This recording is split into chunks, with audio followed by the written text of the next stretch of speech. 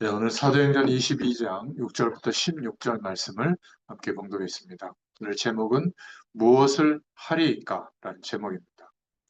지난주에 이어서 오늘 본문은 이제 자기를 죽이려고 했던 모함에서 있지도 않은 일을 가지고 모함에서 죽이려고 했던 아시아 지역에 흩어져 있던 유대인들이 예루살렘에 왔다가 이제 바울과 그 일행을 보고 어, 그 아시아 지역에서 율법을 폐하는 것처럼 또 할례 의식을 안 해도 되는 것처럼 모세 정결법을 따라 생활하는 것을 이방인들이 안 지켜도 되는 것처럼 어, 어떤 유대 나라와 또 자신들이 신봉하는 그런 전통적인 신앙의 내용을 훼손하는 것처럼 생각했기 때문에 괘씸하게 여겼던 차에 이제 예루살렘 성전에 와서 보니까 거기 있는 거예요. 그것도 시내에 헬라인을 데리고 돌아다니는 걸 보고 저 성전도 들어간 거 아니야? 이러면서 이제 막 속여서 사람들이 저 바울 일행이 우리 유대의 가장 중요한 전통을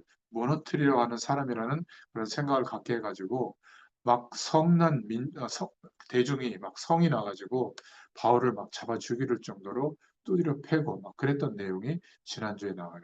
그래서 겨우 로마 군대가 출동해가지고 바울을 보호하면서 로마 성체로 데리고 들어가려고 하는데 그 천부장에게 헬라말로 하면서 저들 앞에 내가 좀 할 말이 있는데 기회를 주지 않겠냐 해서 이제 기회를 준 거예요.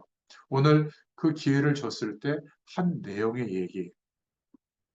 그래서 첫 번째로 생각해 볼 것은 누구시니까라는 내용인데 성난 대중을 향해서 22장 1절에 바울이 연설을 하고 있죠. 부형들아, 내가 지금 여러분 앞에 변명하는 말을 들으라. 부형들아, 이 말은 동료, 선배, 여러분 이런 뜻이거든요. 매우 공손한 표현이에요.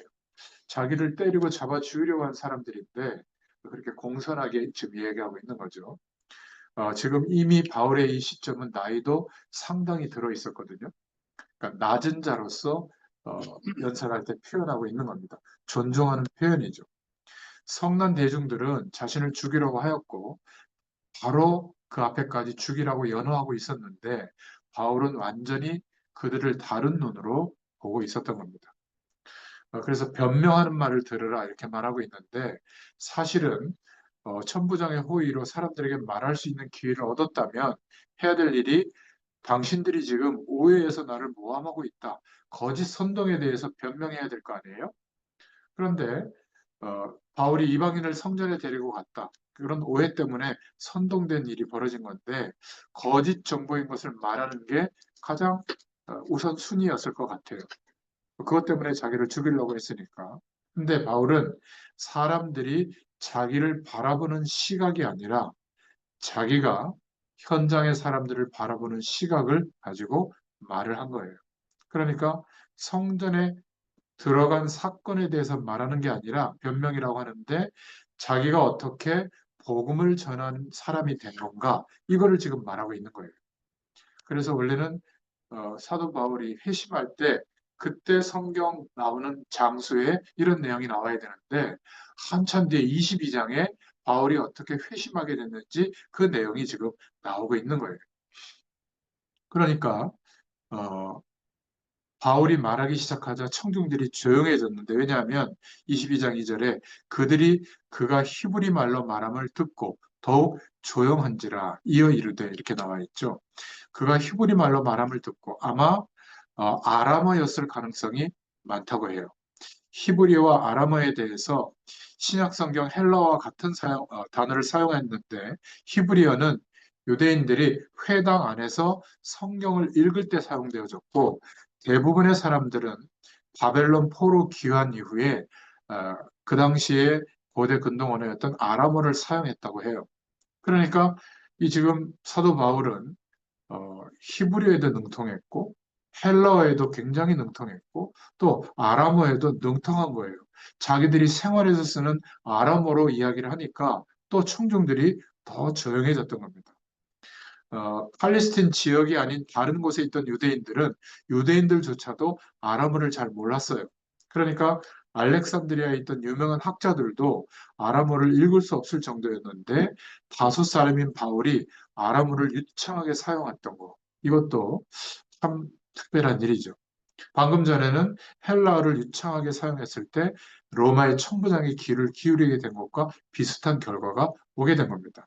그러면서 22장 3절에 뭐라고 말하고 있냐면 나는 유대인이다.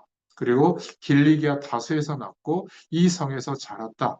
가말리엘 너희들 알지? 가말리엘 문화에서 우리 조상들의 율법의 엄한 교육을 받았고 오늘 너희 모든 사람처럼 하나님께 대해서 열심히 있는 자다. 내가 그런 사람이다. 쉽게 말하면 완전 나는 금수저다. 그 말을 하고 있는 거예요. 사람들이 부러워할 사회적, 경제적 위치였다는 것을 자기의 삶을 가지고 얘기하고 있는 거거든요. 그러면서 22장 5절에 이에 대제사장과 모든 장로들이 내 증인이라. 또 내가 그들에게서 다메섹 형제들에게 가는 공문을 받아가지고 거기 있는 자들도 결박하여 예루살렘으로 끌어다가 형벌받게 하려고 가더니 그러니까 다메섹에서 기독교를 박해했던 그 장면을 또 얘기하는 거예요. 벌써 이 시점으로 돌이켜보면 23년 전의 얘기를 하고 있는 겁니다. 기독교를 박해했고 너희들 이상으로 사실은 내가 이랬던 사람이다. 그들을 잡으려고 다메섹으로 가고 있었다.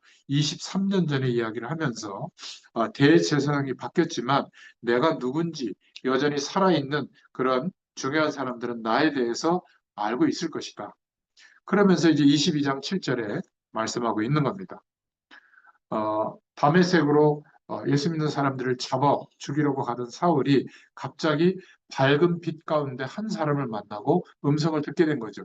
내가 땅에 엎드려져 들으니 소리 있어 이르되 사울아 사울아 내가 왜 나를 박해하느냐 하시거늘 이렇게 말하죠.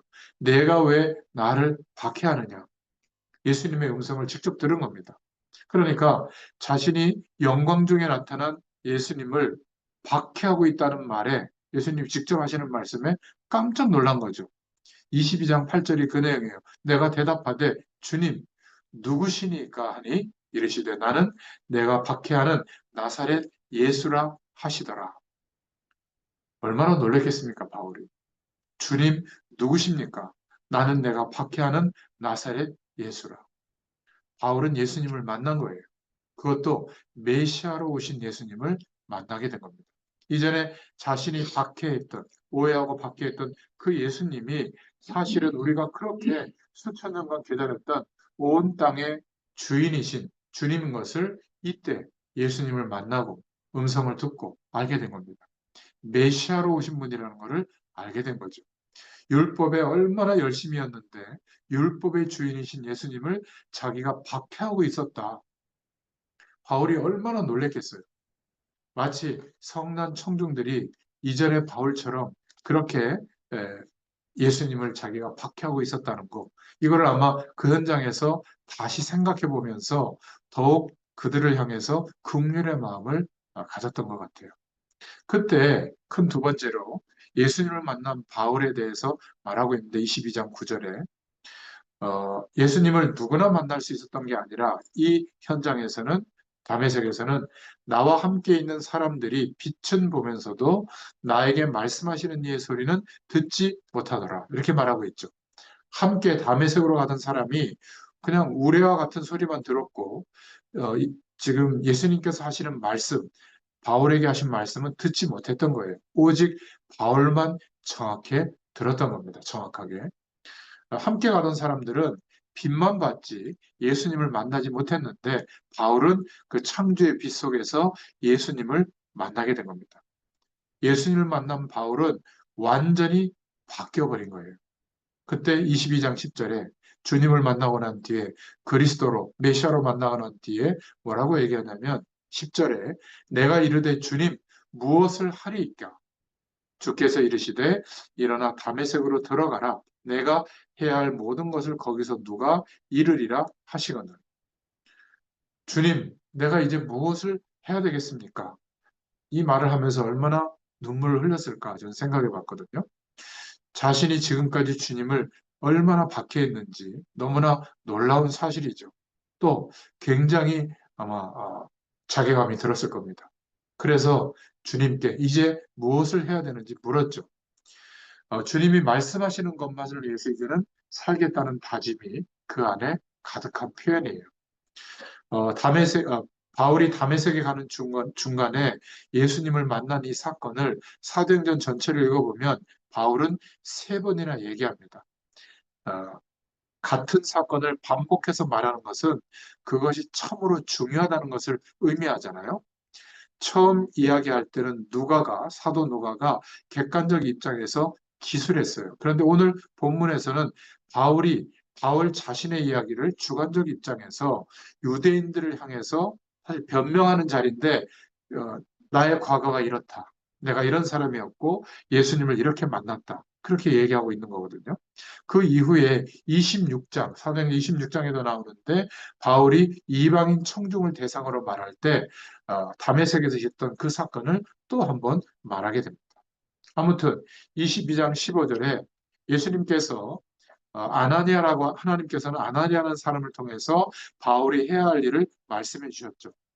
내가 그를 위하여 모든 사람 앞에서 내가 보고 들은 것의 증인이 되리라. 그렇게 말씀해 주셨는데 바울이 지금까지 이 말씀을 하고 있는 23년 후에까지 증인으로서 이 그리스도, 자기가 만난 예수 그리스도를 증거하는 사역을 해왔다. 그걸 지금 반대하는 사람들에게 매맞으면서도 그 일을 하고 있었던 거죠. 그런데도 불구하고 바울은 어, 하나님으로부터 받은 사명, 또 사랑이 있었기 때문에 자신들을 핍박하고 죽이려고 하는 그 사람들이 누구의 손아귀에 있어서 그런 줄 알고 그들에게 오히려 변명하기에 앞서서 복음을 전하는 증인으로 오늘 본문에 말하고 있는 겁니다. 그러니까 바울은 율법에서 말씀하는 메시아로 예수님이 오셨음을 분명하게 알게 된 거예요. 이 바울이 말도 안 되게 극적으로 일어난 인생의 변화는 이 바울이 정말 예수님을 만났기 때문이에요. 그렇죠? 메시아임을 알았는데 어찌 예수님에 대해서 전하지 않고 있을 수 있겠느냐? 그거를 지금 말하고 있는 겁니다. 바울은 유대인 청중들이 지금 자신처럼 주님을 만나고 주님께 주여 내가 무엇을 하리이까? 이렇게 말하기를 원하고 있었어요.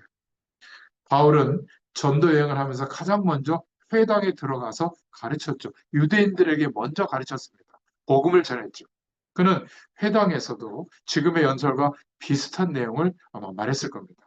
지금 4차 전도 여행을 이제 죄수의 신분으로 로마에 압송되어 가는데 그 시작으로 그 로마군의 성 입구에서 수많은 유대인들을 대상으로 복음을 전하고 있는 오늘 그 장면이에요. 이제 이후에 이방인들인 로마 사람들에게 복음을 전하게 되는 여정이 남아 있는 것이죠. 그는 주님을 만났고 그래서 복음을 전할 수밖에 없음을 말하고 있는 겁니다. 그러니까 누구든지 예수님을 그리스도로 정말 만나면 그가 기대하고 바라보는 인생의 방향이 완전히 바뀌게 될 줄로 믿습니다.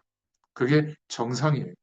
그래서 그가 박해하던 일을 위해 그런 사람들을 위해서 자신의 목숨을 다해서 복음을 전파하게 되어 있던 거죠. 성난 대종을 보면서도 두려워하거나 또 무서워하거나 분노하지 않고 오히려 영혼을 사랑하는 마음으로 오늘 말하고 있는 겁니다. 왜 그렇게 할 수 있었을까요?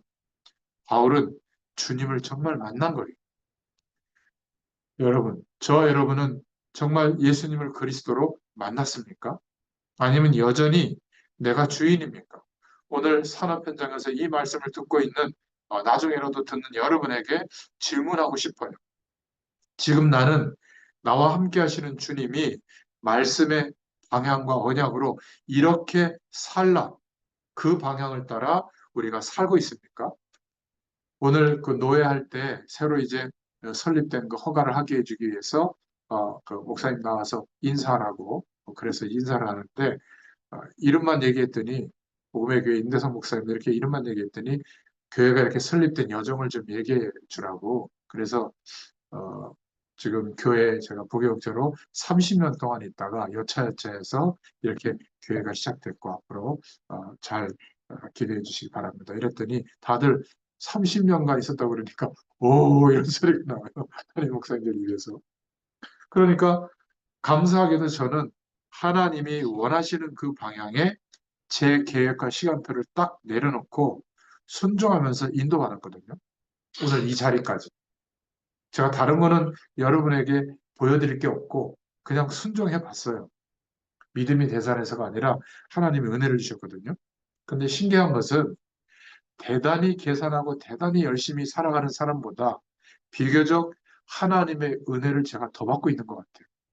오늘도 새벽 5시에 일어나가지고 지금까지 노예가 있으니까 가기 전에 또 말씀 준비해야 되거든요. 어제 밤에는 또 새벽 예배 6일 동안 메시지 또 준비해 놓고 교재로 또 만들어 놓고 또 오늘 또 2편 준비해 놔야 되잖아요. 교재를 올려야 되고. 하여튼 눈 뜨면 말씀 준비하고 또 눈 뜨면 가서 말씀 전하고 또 돌아가서는 그것도 정리해가지고 유튜브에도 올리고 이거 일주일이면 어떻게 금방 가는지 몰라요. 전에는 제가 뭐 몸도 좀 아플 새도 있고 그랬는데 몸이 아플 새도 없어요. 그냥 리듬이 그렇게 딱 짜여져가지고 돌아가니까 제가 2주 전인가 말씀 중에 이제 지역을 밟으면서 기도해야 되겠다. 제가 그런 얘기 어디서 한 것 같은데 그걸 저희 집사람이 제 메시지를 다 듣고 은혜봤거든요. 그러더니 주섬주섬 읽고 나가더라고요. 보통은 대공원을 2바퀴 돌고 오는데 오더니 또 나가요. 그래서 어디 가요? 그랬더니 아니 부도수표 내면 안 되잖아. 어? 그래도 목사님이 그렇게 공언을 했으면 말씀 중에 실천을 해야지. 그래가지고 저도 일주일에 한 번씩 따라 나가거든요. 금요일인가 토요일에. 그래서 지역을 우리 교회 주변 들어갈 그 성전 주변 거기를 좀 밟으면서 기도하고 있거든요. 그러니까 또 다르더라고요. 그러니까 하나님이 계속 은혜를 주세요. 순종하고 나아갔더니.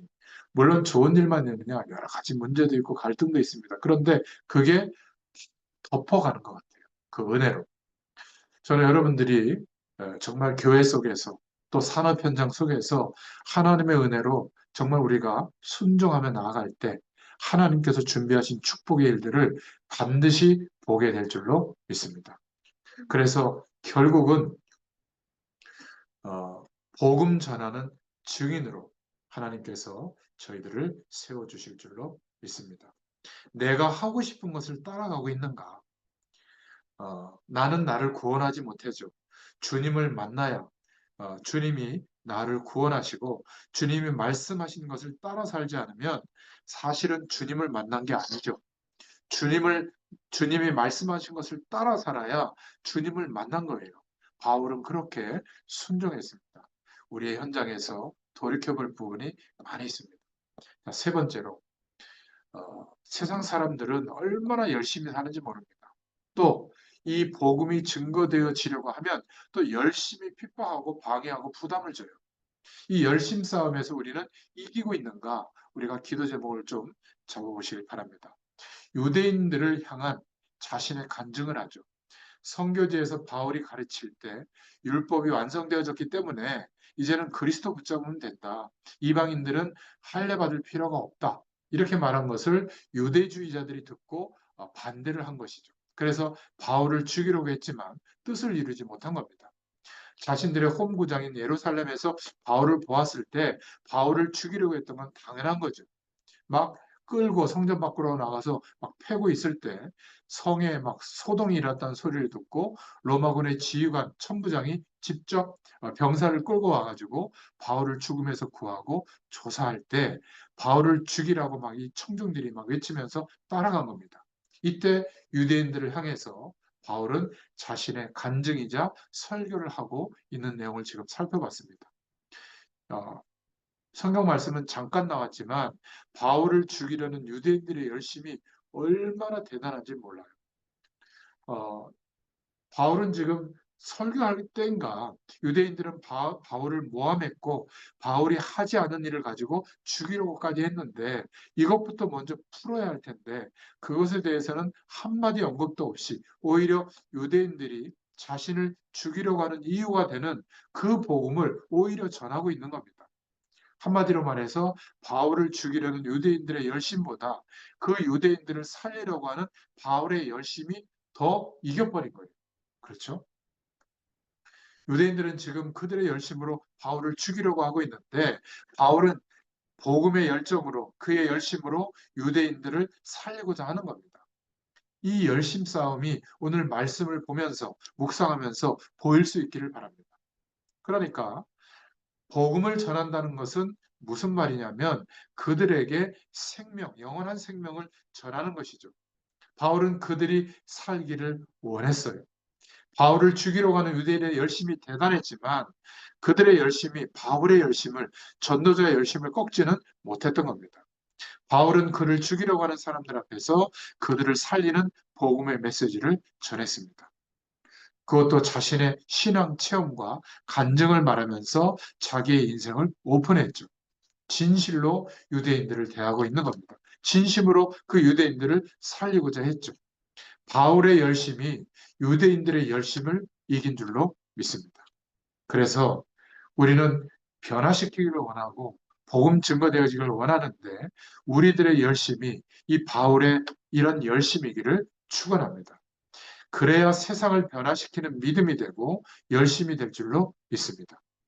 바울처럼 죽음도 이기는 열심, 원수를 살리고자 하는 열심, 살기가 등등한 그들의 열심을 이기는 열심으로 열매 맺게 될 줄로 믿습니다. 저와 여러분이 하나님을 사랑하고 교회를 사랑하고 또 현장에 하나님이 하실 일들, 우리에게 주신 사명을 사랑하게 될 때 그 열심이 만약에 작아서 조그만만 어려운 일만 생기면 사그라드는 그런 열심인 경우가 많은데 그렇지 않고 우리가 하나님이 주시는 그 열심을 가지고 승리할 수 있기를 바랍니다. 우리가 회사나 학교나 여러 가지 중요한 일들은 무단결근하지 않으면서 우리는 너무나 당연하게 교회는 주의 일에 대해서는 무단결근하는 것을 당연하게 생각한단 말이죠. 우리의 열심이 우리의 산업 현장에서의 그 열심보다 미치지 못해서야 되겠습니까? 돈 버는 일에는 열심을 내면서 교회를 위하여 주의 영광을 위하여 우리가 순종하고 나아가는 그런 일에는 열심을 내지 않는 오늘의 현실들을 많이 봅니다. 하나님을 향한 우리의 열심이 바울의 열심처럼 강인하고 커다란 열심이기를 기도할 수 있기를 바랍니다. 사단이 상황으로 우리를 방해하려고 해도 꺾이지 않는 그 불굴의 믿음의 열심이 있어야 될 줄로 믿습니다. 뜻밖의 우리의 적들도 예상외로 열심히 해요. 정사와 권세를 동원해서 열심히 가로막으려고 합니다. 그러나 그들의 힘은 예수 그리스도의 이름의 권세 앞에 무력화될 줄로 믿습니다. 그 세력들의 힘은 우리의 털끝도 건드릴 수가 없어요. 그러나 그들은 열심히 있는 겁니다. 그들의 열심 때문에 믿음의 사람들을 이길 때도 있어요. 그들의 열심에 우리가 진다는 것은 정말 억울한 일이죠. 우리가 믿음을 가지고 있어서 정말 하나님이 주시는 힘과 능력으로 현장을 변화시킬 수 있는 축복을 누려야 될 줄로 믿습니다. 전투는 강한 사람보다 열심인 사람이 이길 때가 많다는 것을 명심해야 됩니다. 우리의 열심은 세상에서 말하는 그런 열심이 아니라 선을 향한 우리의 열심이 악을 향한 세상의 열심에 지지 않기를 바랍니다. 그래야 악을 이길 수가 있어요. 복음을 향한 우리의 열심이 악한 이들의 악을 행하려는 그 열심을 이겨서 이 세상에 복음을 전염시킬 수 있는 주의 백성들이 되기를 예수님의 이름으로 축원드립니다. 기도하겠습니다. 하나님, 오늘도 사도행전의 말씀을 통하여 하나님께서 세우신 바울 사도의 그 중심과 또 순종을 볼 수 있도록 축복해 주셔서 감사합니다. 우리가 주의 영광을 위하여 갖게 되는 그 열심이 이 세상에 어떤 조건도 능가할 만한 능력으로 나타나도록 하나님께서 은혜를 더해 주시기를 소원합니다. 감사드리며 예수님의 이름으로 기도드렸습니다. 아멘. 감사합니다.